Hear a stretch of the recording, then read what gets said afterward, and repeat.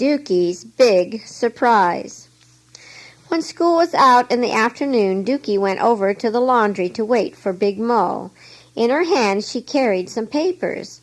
She knew he would be proud of them, for she had worked carefully on them.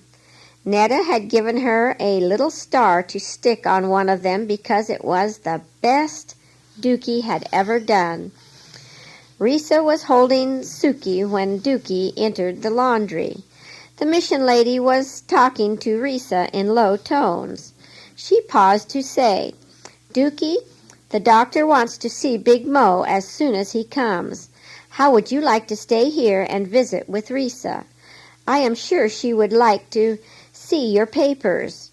She is interested in the things that you do, and you can spend the time singing some of your new songs and getting acquainted with Suki's play mother." "I would like that very much," said Dookie shyly as she looked up into Risa's face. There was a pleasant smile on the lips of the Indian nurse as she held out her hands to Dookie and drew her close. "We will have a wonderful visit," she said as the mission lady left to find Mo. The man was coming up the walk, so the mission lady called to him, and together they went to the hospital to see the doctor. Mo made inquiries about the lost boy, and he was glad to learn that the little fellow had been found. "Would you like to see him?" she asked. When Mo nodded, they went to the room. "Why, he's just a baby," said Mo as he stood by the bed, "and he is so thin." "Yes," she said, "it is pitiful. So many of the people in the hills are brought to us in this condition. Often it is too late for us to do anything for them, as it was for this child's parents." Mally stirred, whimpered, and then opened his eyes. He looked around, and then he looked up at Mo. He held up his thin little arms and said, "Mama, rice." Mo looked questioningly at the mission lady. "Could I hold him a minute? He thinks I'm his mother." "It might be a good idea," she said. "I doubt if he will have many hours in which to receive love and tenderness such as you can give him." Then she explained to Mo about his condition. The doctor had given him magic water in the veins, but there was so much wrong with him, and the medicines must be given with caution.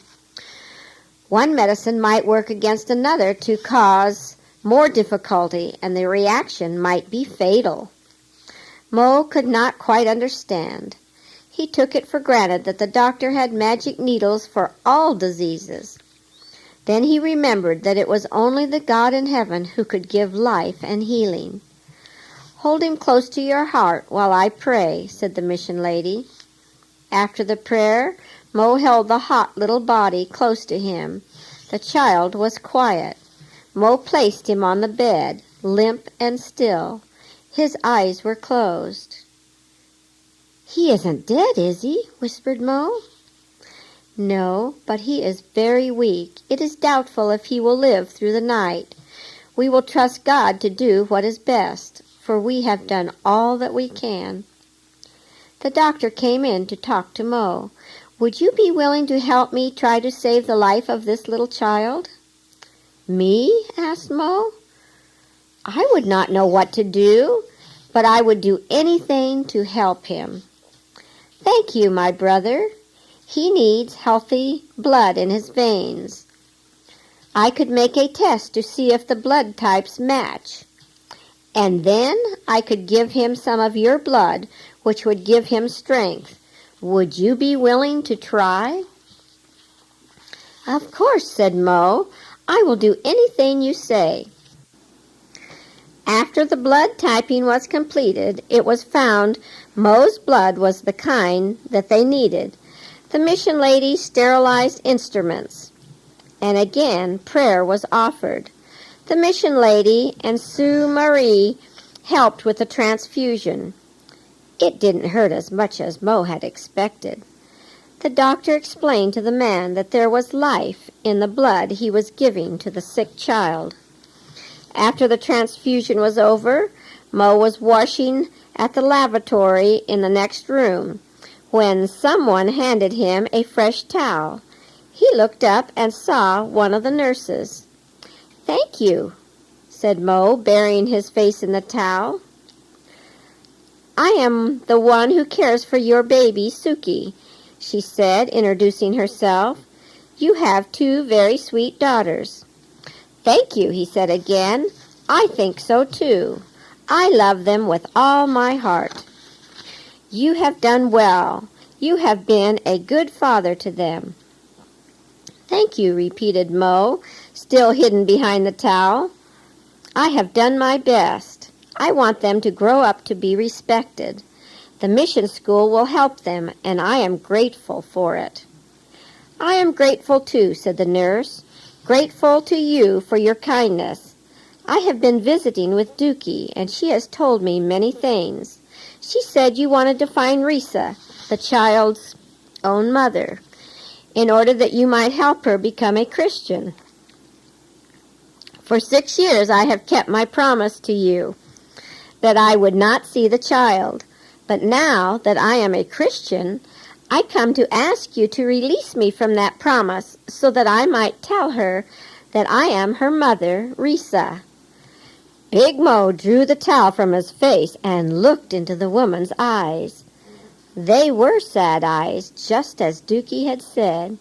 She looked different now that she was a Christian. Her uniform, the way she wore her hair, he would never have known her. The same Risa? Mo could hardly believe it. "I have not told Dookie," she said, "but how I have wanted to take her to my heart ever since you brought her here with the snake bite. I kept my promise to you. We are both Christians now, and we no longer fear the curses of the charm doctors or the spirits." "Come," said Mo, "what are we waiting for? Let's go and tell her right now. It will make her so happy." The mission lady was waiting in the laundry for Risa to return.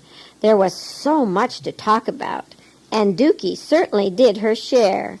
Instead of going home for supper, they went to the dining hall where they sat at a little table, "just the four of us," as Dookie expressed it. The girl's eyes sparkled as she looked at her mother.